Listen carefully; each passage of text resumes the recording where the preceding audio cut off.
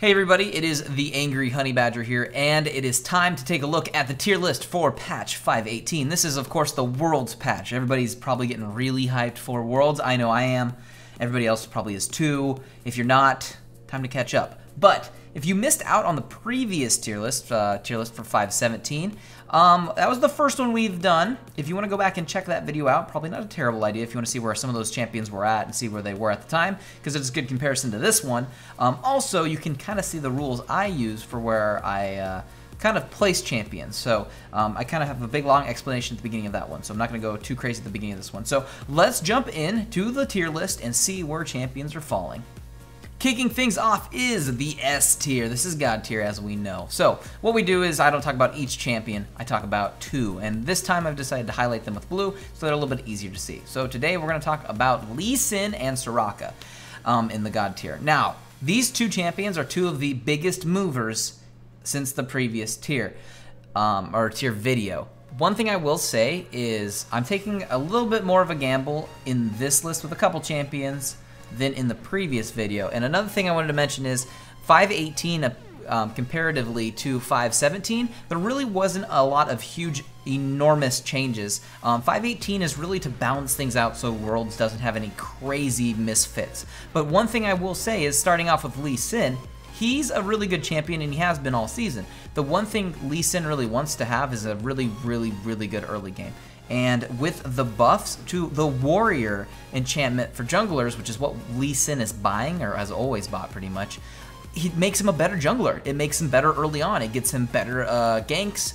It gets him ahead faster, it gets lane snowballing, and that makes him incredibly deadly. I think he will be a very highly contested pick at Worlds. He's always been a good champion, there's no surprise there. So this patch, you'll see this a lot for any junglers who are Warrior enchantment junglers. You're going to see them moving up this patch, particularly because I know it's only 5 attack damage that got put onto that item, but it's helped out every single one of those junglers, and that's what made them strong early in the season. If you remember way back on the first patches, Warrior was the best, and now with tweaks coming back to help Warrior out, it's going to help all the champions who use it a little bit better. Now, moving on to support, we have Soraka. Soraka not utilized the most. We've seen her a little bit played in competitive, but some of the things that help make the list, the meta, you know, solo queue, win rates, just a lot of things, a lot of different things. One of the big ones that has helped her out is the shift in items, or items being added to the game and tweaks to other items. Also, just in general, she's been underutilized. She's quite good. If you make it past about the 25-minute mark, she is the most outrageous healing machine in the history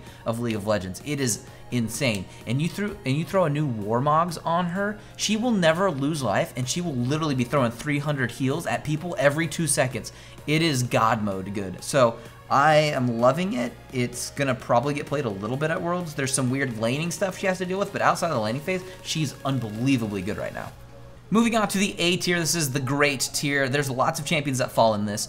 The two champions we're gonna look at are going to be for Riven and Vayne. Now Riven, kind of by default, has slowly been moving up through the tier list throughout the whole season. I know we haven't been making them, but she kind of has naturally coming up. She's never been in a bad spot, so we don't have to worry about that. But Riven has been defaultly moving up for a few reasons. One, the shift in meta is coming back towards assassins a little bit, and she does a good job at being, you know, a pseudo-assassin. Also, with nerfs to other champions that were better than her earlier in the season, champions like Gnar and other champions just in general, she's seeing herself naturally rise past all of those champions. So she's really close to God mode, but she's a solid pick right now. I think most people know that, but they've been watching her, or if you haven't noticed, under the radar, she's been moving up. Now, as for ADCs, we did see shifts in the God mode tier for that. We bumped Sivir out of there, and Jinx went up there, but Vayne has also been sliding closer to God mode. There's still a few little things keeping her out from God tier, but she is a high pick right now for ADCs. She also, just a couple little things that slow her down is, I think, the meta, just still the way it's still shifting back to what it kind of was at the beginning of the season. That will slowly get her closer to where people want her to be in the God mode, but for now she's gonna sit in A tier, and this is obviously a really great place to be still. So definitely good to go right there now for Vayne. Moving on to the B tier, good, still viable, still competitive. We still see these champions. Probably still not as competitive as, the ones above it, but not bad champions by any means. So the two we're going to look at are going to be for Kha'Zix and for Jace. Kha'Zix is another one of those champions, kind of similar to Lee Sin. With the changes to the Warrior enchantment, it has made him better. One thing off the bat, just a week into the new changes on 5.18, his win rate, I won't say skyrocketing, but it is going up, and it's a very positive impact from the Warrior enchantment. Because Kha'Zix is a champion who needs to have a good early game to usually make a good impact later game, or even mid game. So if he doesn't have that good early game, then he usually just does nothing and falls off. Now with 5 extra damage, that's, maybe that's the extra auto you didn't need, because with the 3 autos you got off on a gank along with your abilities, and that kills them instead of them running away with 30 health. So Kha'Zix is seeing positive impacts because of the Warrior change. Another champion we're going to talk about is going to be for Jace in the mid lane. Now, Jace didn't make it onto the last tier list. I missed him. I thought I'd missed 1 or 2 champions previously. So I think I missed Tryndamere too, but he's in the list now too. But Jace is very good. I'm putting him here in B tier. When we saw him a little bit during competitive play, we saw mixed results come in. And after that, he did see the changes, or that was around the same time, he saw the changes where his ultimate no longer is leveled up and he gets 6 points in his other 3 abilities. I think that's made him stronger. There were some tweaks on it on the backside to kind of even it out, because initial changes, always need a little bit more tweaking afterwards. But I think Jace is in a good spot. I think this actually might be a little bit low, but we haven't seen a lot of play out of him, and I'm wondering what's doing that. Sometimes I need to play the champions more or just watch more and see where I think they fit. But for now, I'm going to put him here. I think he's still in a good spot, and I still think he's viable. I think people have forgotten about him just a little bit. You might want to try him out. Moving on to the C tier, this is an okay tier. There's usually a little bit lacking for these champions. Maybe just synergy-wise, they really only fit certain places, or there's just little tweaks that they could definitely just use, but they're still fine, to be honest. They're okay. Could be much, much worse. We're going to talk about Quinn and Pantheon. Now, Quinn, overall, has been a top laner for a long time now. She still gets played in the bot a little bit, but overall she's a top laner. One thing I will say that she does quite well against are a few of the champions we're seeing in the top lane. She is ranged, and she usually will outfarm them and out-harass a lot of champions in the top lane. Doesn't mean she's going to be God mode because of it, but she can do that fairly well. She falls off transitioning into team fights, though. She kind of has to split push and do a few other things. Her ultimate, in my opinion, is not favorable for team fighting. It kind of gets her killed a lot. Other than that, though, she does good against some of the juggernauts, so you can maybe take solace in that if you want to play Quinn, and maybe use that to your advantage, because as we can see, there's the juggernauts are pretty high up in the tier list for now. So she's quite good for a few things, but she still lacks in other areas. Now, as for the jungle, this is Pantheon we're going to talk about. Pantheon has been rising up just a little bit. He was a little bit lower on the list. I think he can transition further ahead too. The 5 AD once again on Warrior, going to be helping him out. He wants to early gank since he's got his guaranteed stun, and he can block those tower shots too with his passive. Pantheon, little effects we've seen so far. From what I've noticed in the patch, he has seen positive win rate action going up. I want to view it more. I don't think he'll be as strong as he was at the very beginning of the season when he was incredibly overpowered and could solo Dragon at level 2, but because of the changes to him and tweaks over time, I think Pantheon can start to rise up and get out of the okay tier, but we'll have to see. Not sure it'll completely do it with just the Warrior thing. I don't know if he'll need something else. On to the D tier. A lot of champions in the F tier have actually slid out of there into D, or a few, and then a few champions I have been able to place in different places. Overall, nobody specifically we're going to talk about in this tier. We talked about Akali last time, still hanging out with Singed in D tier. Rammus is still going to hang out in D. Well, not a lot of people, but a few people were confused why Rammus is in this tier.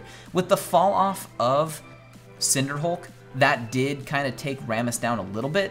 Also, I know as much as Rammus can go in and yes, roll in and taunt one person, like, it's not a bad thing, but it's not the hugest thing in the world. Honestly, it should never ever happen. It's not very hard to actually avoid him in a team fight, in the way that team fights have been being played out in the itemization that's been happening. Like, some of it's good for Rammus, but some of it's not. He actually, I think, struggles from a few early jungle basic things.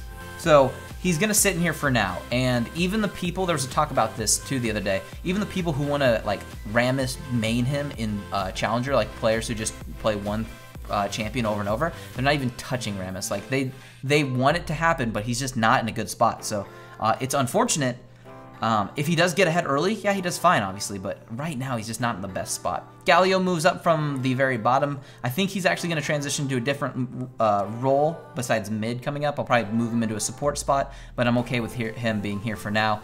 Twitch has moved up from the bottom of the bottom. He is now just bad. The changes that he saw in the patches have helped him, but not as drastically as some would think. And then as for supports, Tark and Fiddlesticks are hanging out here too. And finally, moving on to the F tier, only 3 champions are sitting in here right now. I don't want this to be full of champions. It's really supposed to be just for difficult to place or people who are just incredibly insane to place, which is why Teemo and Poppy are both going to hang out there. I mean, realistically, when I play Teemo, he feels like at least B tier good, but he's just so all over the place, and his changes actually were negative when he did get those. That he's going to hang out here with Poppy for now. Poppy's getting a rework anyways. And Zilean, I think he's a little bit better than where he's at right now, but he's still difficult to place. That's why he's going to hang out here. Tahm Kench, in case you missed it, has moved up quite a bit. He is in the A tier as a top laner. Last tier list, he didn't have his own spot, but now he's going to be there. That is the tier list for 518. Go ahead and let me know what your thoughts are down in the comments. I will talk to you guys if you have questions. Just don't rage or be super angry if your favorite champion's not as high as you think they should be. Some of my favorite champions are actually in the B and C tier. One of my overall favorites is actually God Mode, but that's because Riot buffed the Krizap out of Mordekaiser, so I'm still happy with where he's at. I didn't give him the #1 spot, though. The changes to him obviously brought him down just a tiny bit, but not as bad as other people think. As for Mord in the solo lanes, that was some of the changes they really focused on. He's still crap. So he's still a ADC for now. We'll see how that goes in the future, though, with changes. And now that we're going to see a ADC jungler happening with Kindred coming out, we'll see how the rest of this goes. From what I've seen on that champion's going to be decently strong, but I never trust anything on the PvE because A, people who play on it typically feed and do quite bad, and also, those aren't finalized changes in numbers, so you can't usually gamble. You can only take guesses on what the kit can do, not the damage numbers it will actually do. But that is the tier list. Like I said, let me know what you think down below in the comments, and till next time, good luck on the Fields of Justice.